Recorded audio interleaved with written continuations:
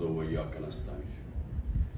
میرے پاکستانیوں، آج کل جو پریشر اور جو ظلم تحریک انصاف کے اوپر کیا جا رہا ہے، تو اس کی تو خیر پاکستان میں تو کوئی مثال نہیں ہے۔ تھوڑے سے لوگوں کے اوپر ماضی میں ضرور ہوا، لیکن اتنے زیادہ لوگوں سے، یعنی 10,000 لوگ جیل میں ڈال دیے ہمارے جو بھی سپورٹر ورکر، جس کا پتہ چلتا ہے تحریک انصاف سے کچھ، اس کو جیل میں ڈال دیتے ہیں۔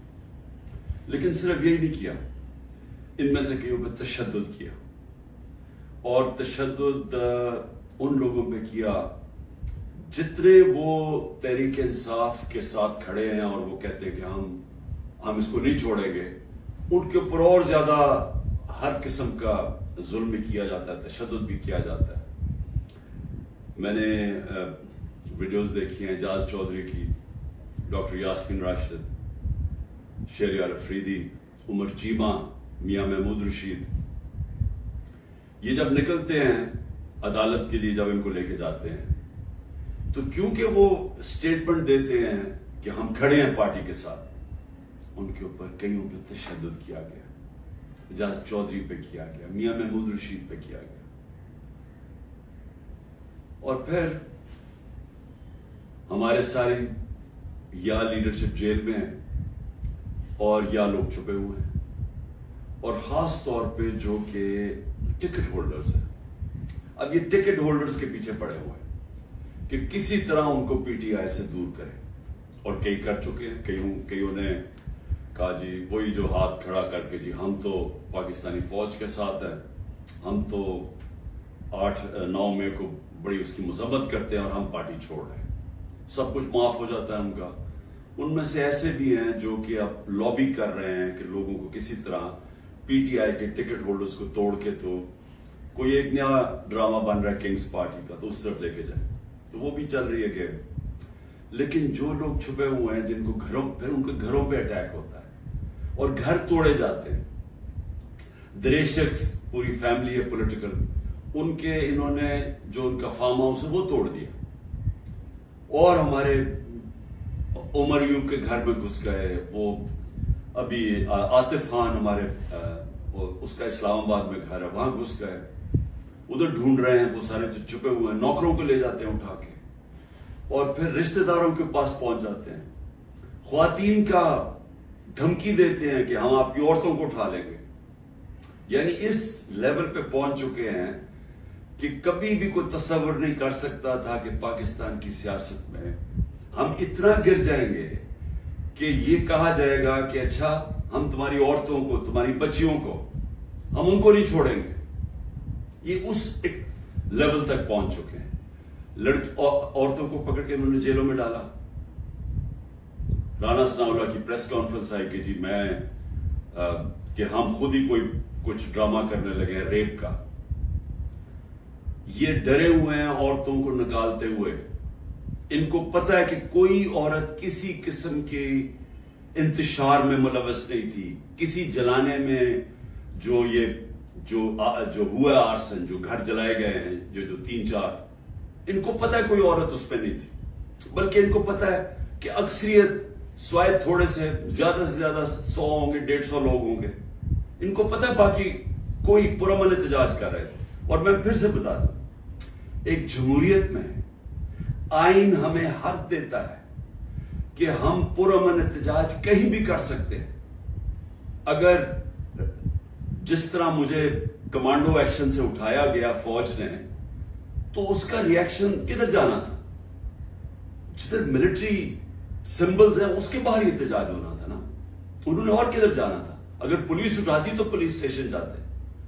تو یہ کہنا کہ جی جیو فینسنگ تھے، ہمیں پتا چلا آپ اس وقت وہاں تھے، اور ادھر سے اٹھا کے ان کو جیلوں میں ڈالا جا رہا ہے، یعنی ایسا عورتوں کو، یعنی ایسا میں چھوڑے مسلمان معاشرے میں کبھی کسی اور وہ معاشرے جدھر عورتوں کی اتنی عزت نہیں ہوتی، وہاں میں نے یہ کبھی نہیں دیکھا۔ اور ایک خاتون وکیل، اس کو اٹھا لیا 2 دن پہلے، صبح کے 3 بجے اس کے گھر جا کے اس کو اٹھا لیا کہ جی جیو فینسنگ میں آپ زمان پاک میں اس وقت وہاں تھی، پتا چلا کہ آپ اس ایریا میں تھے۔ تو یہ کون سا کوئی جرم ہے؟ دیکھیں ابھی بھی مجھے پتا ہے کہ میری سپیریئر جوڈیشری بہت پریشر میں ہے. مجھے پتا ہے کہ ججز کو بھی فون کالز آ رہی ہیں, نامعلوم فون کال کہ ہم یہ کر دیں گے, تمہاری یہ فائل ہے, ہم تمہیں یہ کر دیں گے, تمہاری بچوں کے پہ پہنچ جاتے ہیں. یہ مجھے پتا ہے کہ اس وقت جوڈیشری کے اوپر وہ پریشر ہے جو کبھی پہلے نہیں تھا. اور مجھے یہ بھی پتا ہے کہ سارے ملک کے اداروں کو صرف استعمال کیا جا رہا ہے ایک کام سے, کہ کسی طرح تحریک انصاف کو ختم کیا جائے. ایف آئی اے کا سارے کام ختم ہے. وہ بھول گئے ہیں کہ شہباز شریف نے 16 ارب روپے کا ایف آئی اے نے اتنا بڑا اوپن اینڈ شٹ اس کا کرپشن کیس پکڑا تھا, مقصود چپراسی والا. ایف آئی اے کو پتا کہ 4 وہ گواہ بھی مر چکے ہیں, سب کو ہارٹ اٹیک ہو گیا. ان کو پتا ہے کہ ان کا ایک بڑا زبردست آفیسر ڈاکٹر رضوان وہ بھی ہارٹ اٹیک سے مر چکے. لیکن ایف آئی اے کو کوئی اور کام نہیں. تحریک انصاف کے اوپر کیسے کیسز ڈھونڈنے ہیں اور کیسے ان کے لوگوں کے اوپر انتقامی کارروائی کرنی ہے. نیب کا کام اب یہ ہو گیا ہے, جب سے وہ ان کے پچھلے نیب کے چیئرمین جنہوں نے کہا کہ میں یہ غلط کام کرنے کے لیے نہیں تیار ہوں, ریزائن کیا, اور سنا نیب نے اس کو اسٹینڈنگ اوویشن دی جب وہ جا رہا تھا. اس کی جگہ جس آدمی کو لے کے آئے ہیں, اس کا بھی کام ہے کہ نیب کو استعمال کرو, کسی طرح تحریک انصاف کو ختم کرو, ان کے اوپر کیسز کرو. پولیس, یہ پہلی دفعہ ہوا ہے کہ میں نے اپنے جو ہمیں خبریں آئی ہیں جیلوں سے بھی, ہمارے جو لوگ جن کا واسطہ پڑا پولیس سے, یہ پہلی دفعہ میں نے سنا ہے کہ انہوں نے یہ کہا کہ اکثریت پولیس بالکل خوش نہیں ہے جو ان سے کروایا جا رہا ہے. اکثریت, جو پولیس کی اکثریت ہے, وہ سمجھتے ہیں کہ بہت بڑا یہ ظلم کیا جا رہا ہے, اندر گلو بٹ انہوں نے گھسائے ہوئے ہیں, اور پیچھے سے نامعلوم افراد کا پریشر آتا ہے, ان کی وجہ سے یہ کام کر رہے ہیں. تو اس کا مطلب پولیس جس کا کام اس ملک میں مجرموں کے پیچھے جانا, وہ سب کچھ بھول چکے ہیں. ان کا صرف 1 پوائنٹ ایجنڈا ہے, نیچے تھانے لیول کے اوپر کوئی تحریک انصاف کا ملے, نچلے لیول پہ آپ اگر وہ کوئی کسی کی سمپتھی بھی ہے تحریک انصاف سے, ان کو کسی طرح ہٹایا جائے, اس لیول پہ پہنچے ہوئے. اور جو کرتے ہیں, جب ایک ہی خبر آتی ہے کہ گھر توڑ دیتے ہیں, چیزیں توڑ دیتے ہیں, دھمکیاں دیتے ہیں, بزنسز بند کر دیتے ہیں, بزنسز کے اوپر پہنچ جاتے ہیں, روزگار بند کر دیتے ہیں. تو میرا سوال ایک ہے کہ اتنی زیادہ, اتنے پریشر کے باوجود کیا وجہ ہے کہ چند لوگ چھوڑ کے گئے ہیں؟ ہمارے ٹکٹ ہولڈرز پنجاب میں دیکھ لیں کتنے لوگ چھوڑ کے گئے. یعنی اس طرح کا ظلم جو کبھی ہوا نہیں ہے, کیوں نہیں چھوڑ کے جا رہے لوگ؟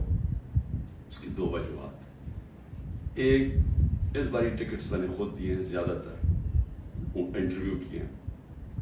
میں نے اپنی پوری کوشش کی ہے کہ نظریاتی لوگوں کو ٹکٹس دیے جائیں, اور اس باری زیادہ تر جو لوگ ہیں جن کو ٹکٹس ملے ہیں, پنجاب کی میں بات کر رہا ہوں, وہ نظریے پہ کھڑے ہیں.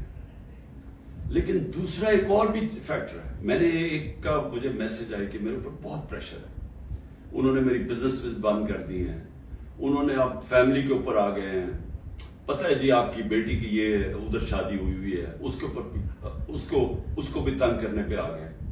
تو جی میرے پہ بہت پریشر ہے. تو میں نے کہا پھر چھوڑ دو. میں نے کہا یعنی تمہاری اگر برداشت سے باہر ہے تو چھوڑ دو. وہ کہتا ہے جی اگر میں نے چھوڑا, مجھے سارا جو میرا علاقہ ہے, انہوں نے کہا اگر تم نے پی ٹی آئی کو چھوڑا تمہیں ووٹ ہی نہیں دیں گے. سو یہ اب سمجھنے والی بات ہے کہ لوگوں کو یہ احساس ہو گیا ہے کہ اس وقت جس نے چھوڑا اس کی پالیٹکس ختم, اور جو چھوڑ کے گئے ہیں ان میں سے کئی لوگوں کو تو ہم نے ٹکٹ سے نہیں دیے تھے, تو ان کو تو ویسے ہی یعنی چھوڑنا ہو تو ڈرامے کیے ہیں, اور کئی جو چھوڑے ہیں ان کو ہم نے ٹکٹ سے نہیں دینے تھے.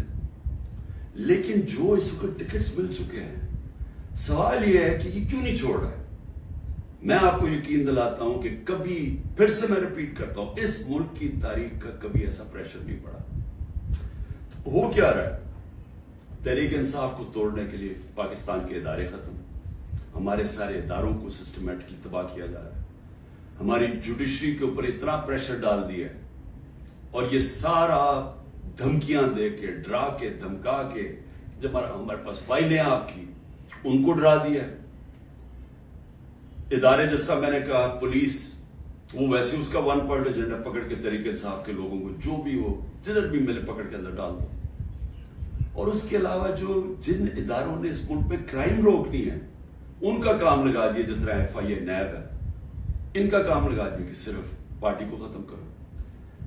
تو میں اب سمجھنا چاہتا ہوں کہ جا کے رہے ہیں آپ. یعنی چلیں, میں نے جس طرح کہا کہ میں بات چیت کرنے کے لیے تیار ہوں, مجھے سمجھائیں تو صحیح کہ آپ کہہ رہے ہیں کہ عمران خان کو ہم نے کاٹا ڈال دیا ہے, تو اس کے بعد جانا کدھر ہے ہم نے؟ یعنی کوئی روڈ میپ تو ہوگا نا. تو میں روڈ میپ ابھی تک جو سمجھ رہا ہوں وہ یہ ہے کہ ایک کنگز پارٹی تیار کر رہے ہیں کہ یہ جو تحریک انصاف کے جو بھی لوگ نکلیں گے ان کو اس پارٹی میں ڈال دیں گے, اور پھر یہ سیٹیں بڑھ جائیں گی نون لیگ, پیپلز پارٹی, کیونکہ نون لیگ کا تو ان کو پتا کہ گھوڑا بیٹھنے والا ہے, وہ جلسے کرتے ہیں, وہ لوگ ہی نہیں آتے. پبلک کی ان کو سمجھ آ گئی ہے کہ پبلک نون لیگ, کیونکہ نون لیگ جڑی ہوئی ہے یہ سارے ظلم کے ساتھ, وہ ان کو نقصان, ایک تو اس کا نقصان ہو رہا ہے, دوسرا معاشی طور پہ بیٹھ کے ملک جو روپیہ ہے, جو جس طرح ہر روز روپیہ گر رہا ہے, تو ملک تباہی کی طرف جا رہا ہے. جو مہنگائی بڑھتی جا رہی ہے, تو مہنگائی تو ہر اب انسان کو گھر میں افیکٹ کر رہی ہے, مڈل کلاس کو, ہر تنخواہ دار کو افیکٹ کر رہی ہے مہنگائی.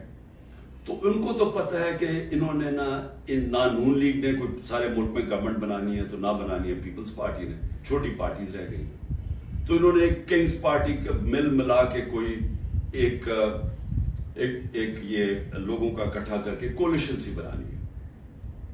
میرا سوال یہ ہے کہ کیا اس طرح کی کولیشن پاکستان کو اس مشکل وقت سے نکال سکتی ہے؟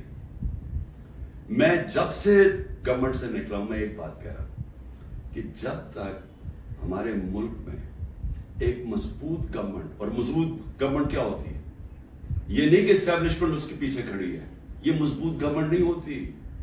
مضبوط گورنمنٹ وہ ہوتی ہے جس کے پیچھے عوام کھڑی ہوتی ہے, جو عوام جس کے اوپر اعتماد کرتی ہے. یہ لوگوں کو اکٹھا کر کے اور اسٹیبلشمنٹ پیچھے کھڑی ہو جائے, اور کسی کا خیال ہے کہ جو آج پاکستان کو مسئلے مسائل آ گئے ہم اس میں سے نکل جائیں گے, کوئی اس خوش فہمی میں نہ رہے, کیونکہ یہ صرف ایک پبلک مینڈیٹ سے جو گورنمنٹ آئے گی وہ بڑے فیصلے کرے گی, وہ اس ملک میں اصلاحات کرے گی, وہ اس ملک میں قانون کی حکمرانی قائم کرے گی. اس کے بغیر پاکستان سروائیو ہی نہیں کرتا. یہ میرے سے سن لیں, یہ ملک بچے گا ہی نہیں اگر ہم نے اس ملک میں رول آف لا, قانون کی حکمرانی نہ قائم کی. یہ جو جنگل کا قانون ہے یہ ملک کو تباہ کر رہا ہے. کوئی اس وقت لوگوں کی امید ختم ہو گئی ہے پاکستان سے, لوگ چھوڑ کے جا رہے ہیں.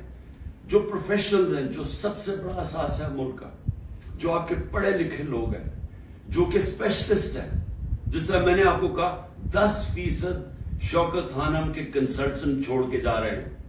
10% مشکل سے ملتا ہے کینسر کے اسپیشلسٹ. ان کو پتا وہ دنیا میں کہیں بھی چلے جائیں ان کے 2 یا 3 گنا زیادہ سیلری مل جائے گی ان کو باہر, کیونکہ ڈیمانڈ ہے دنیا میں. تو اس طرح ہر پروفیشنل جس کی دنیا میں ڈیمانڈ ہے وہ سوچ رہا ہے چھوڑ کے جانے کا, کیونکہ اس کو امید ہی نہیں نظر آ رہی. لوگ مشکل وقت برداشت کر لیتے ہیں اگر آگے ان کو امید ہو. لوگ مشکل وقت برداشت کر رہے تھے, کورونا کے بعد ایک مشکل وقت آیا ہوا تھا, لیکن لوگوں کو نظر آ رہا تھا کہ ٹھیک ہے حالات بہتر ہو رہے ہیں, معیشت اوپر جا رہی ہے, ادارے فنکشن کرنے شروع کر دیے ہیں, کوئی انٹرفیئرنس نہیں ہے. عمران خان نے کبھی کسی جوڈیشری کے اندر انٹرفیئر نہیں کیا, نیب کو اس نے نہیں کہا کہ فلانے آدمی کے اوپر کاروائی کرو, کسی ایف آئی اے کو. میرا جو میں نے ثناء اللہ ہے وہ آئی جی, میرے خیال میں ابھی پتہ نہیں کدھر پوسٹڈ ہیں, آئی جی تھے. ایک دفعہ کہو کہ میں نے کبھی کسی کے خلاف انتقامی کاروائی کا کہا ہے. ہمارے سارے 95% کیسز پرانے تھے. یہ بولتے ہیں نون لیگ والے کہ جی اب ہم نے بھی بڑا سفر کیا, اب آپ کریں. آپ کے 95% آپ کے اپنے دور میں بنائے گئے تھے کیسز. اسحاق ڈار آپ کے دور میں بھاگا تھا, نواز شریف کے بیٹے آپ کے دور میں بھاگے تھے, نواز شریف کی کنویکشن پیناما میں آپ کے دور میں ہوئی تھی، مریم کی اور نواز شریف کی. تو یہ ہمیں نہ کہیں، یہ سارے کیسز پرانے آ رہے تھے. آپ میرے سے NRO مانگ رہے تھے، آپ میرے سے یہ کہہ رہے تھے کہ ہم نے چوری کیا، ہم کوئی خاص مخلوق کے الگ، ہمیں معاف کر دیں.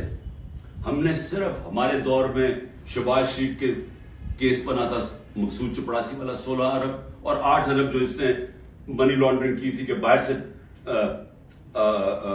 پاپڑ والا اور ان کے نام پہ اور چینی والا کے نام پہ انہوں نے فراڈنٹ پیسے بلوائے تھے. اس کے علاوہ ہمارے کوئی کیس نہیں تھے.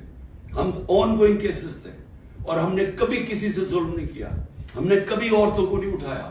ہم نے کبھی گھروں کے اندر نہیں گھس کے دروازے توڑ کے اور ساری گھر تباہ کیا. ہم نے کبھی لوگوں کو، کارکنوں کو اس طرح کے جیلوں میں نہیں ڈالا، کسی پر تشدد نہیں کیا. پوچھے کسی سے، ایک آدمی بتایا کہ ہم نے تشدد کیا. مریم نے جا کے اٹیک کر دیا نیب آفس کو، پتھر مارے انہوں نے. بتائیں کتنے لوگوں کو اپنے اینٹی ٹیررزم کورٹ پہ پکڑا. یہ کیا مریم کے اوپر کوئی کیس ہوئے؟ تو یہ ہمیں نہ کہو کہ جناب آپ کے اوپر یہ گزری. یہ کبھی کسی پارٹی کی تاریخ میں پاکستان میں نہیں گزری. یہ پارٹی کو کبھی ختم کرنے کی کوشش ہے، جو پوری طرح سارے اسٹیٹ کے ادارے لگے ہوئے ہیں اس پارٹی کو ختم کرنے کے لیے. لیکن پارٹی ایسے ختم نہیں ہوتی، کیونکہ پارٹی لوگوں کے دلوں میں چلی جاتی ہے. اس کا آپ کچھ کر ہی نہیں سکتے. جو مرضی آپ کریں گے، لوگوں کے جب فیصلہ کر لیتی ہے عوام، تو یہ جو ٹکٹ ہولڈرز ہیں ہمارے سارے، ان سے پوچھیں، جب ان سے انٹرویو کریں، جب آپ ان کو تنگ کر رہے ہیں تو پوچھیں تو صحیح کہ اتنا آپ کے اوپر پریشر ہے، کیوں نہیں چھوڑ رہے. ان میں سے کہیں گے کہ ہم نظریاتی طور پہ اس کے ساتھ ہیں، ہم کسی اور پارٹی پہ نہیں جائیں گے. ساتھ یہ بھی آپ کو کہیں گے کہ ہمیں کوئی ہمارے حلقے میں ووٹ نہیں ڈالے گا، ہماری سیاست ختم ہو جائے گی. ابھی جو پہلے ہوا تھا 16 جولائی کو جو بائی الیکشنز ہوئے تھے، وہ لوٹے سب اڑ گئے تھے، لوگوں نے ان کے خلاف ووٹ دی تھی. اور اب اس سے بھی زیادہ برے حالات ہیں، کیونکہ لوگوں کو غصہ ہے جو ہو رہا ہے. اس وقت عوام غصے میں ہے، لیکن گھبرائی ہوئی ہے، کیونکہ کبھی اس طرح کا کریک ڈاؤن دیکھا ہی نہیں ہے. تو میرا آخر میں اپنی عوام کو پیغام ہے، کیونکہ مجھے پتا ہے بڑا مشکل ہے اور آپ گھبرائے ہوئے ہیں، آپ میں خوف پیدا کیا گیا. یہ جو باہر نکل کے کوئی تحریک انصاف کا نام سنتا اس کو جیل میں ڈال دیتے. لیکن بھئی آپ اپنی قوم سے یہ کہتے ہیں کہ میں آپ کے سامنے بیٹھا ہوں. اگر کسی کو سب سے زیادہ خطرہ ہے وہ مجھے خطرہ ہے، جان کو تو میری خطرہ ہے. انہوں نے یہ کیا، دو میرے اوپر اٹیک، قتل کرنے کے واردات ہو چکی ہیں. مجھے پوری طرح پتا ہے کہ ایک دفعہ یہ اور کریں گے، کیونکہ ان کو ڈر یہ ہے کہ جیل میں بھی عمران خان بڑا مشکل رہے گا ان کے لیے. تو ایک اور حملہ ہوگا، میں تیار ہوں. انہوں نے میری جو کرنل عاصم میری سیکیورٹی کے ہیڈ تھے اس کو اغوا کر لیا، وہ غائب ہو گئے. جس نے میری سیکیورٹی کا دھیان رکھ رہے تھے وہ 3-4 دن سے وہ غائب ہے، اس کو بھی اٹھا لیا. جو گاڑیاں تھی میری سیکیورٹی کی، وہ گاڑیوں کو انہوں نے اندر امپاؤنڈ کر دیا اور ان سے پوچھے عدالت تو کہتی جو ہمیں پتہ ہی نہیں کدھر گئی. تو سب سے زیادہ تو خطرہ مجھے ہے. کیا آپ کو لگ رہا ہے کہ میں پیچھے ہٹوں گا؟ میں کیوں نہیں پیچھے ہٹوں گا؟ کیونکہ میرے سامنے 2 راستے ہیں. ایک ہے یہ خوف کی فضا بنا کے ہمیں غلام بنا رہے ہیں. صرف مقصد یہ ہے کہ ہم بھیڑ بکریوں کی طرح یہ طاقت کی حکمرانی مان لیں. یہ سب نے کیا ہے. یہ فرعون یہ کرتا تھا، خوف اتنا پھیلا کے لوگوں کو غلام بنایا ہوا تھا. یہ یزید نے کیا تھا، کوفہ کے لوگوں کے اوپر اتنا اس کا خوف تھا اس کے ظلم کا کہ انہوں نے حضرت امام حسین کی مدد نہیں کی. اسلام کا سب سے بڑا جو تکلیف تھے ہر مسلمان کے لیے وہ واقعہ ثانیہ ہونے دیا. ہر دنیا کی تاریخ کا یزید یا ڈکٹیٹر وہ ہمیشہ خوف کے ذریعے لوگوں کو کنٹرول کرتا ہے، انسانوں کو کنٹرول کرتا ہے. اور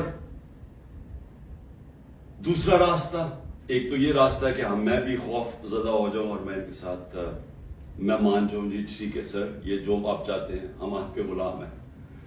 میں نے تو کبھی کسی کی غلامی کی نہیں ہے. میں تو لا الہ الا اللہ میں ماننے والا آدمی ہوں جس نے مجھے آزاد کیا ہوا ہے. میں تو ایک آزاد انسان ہوں.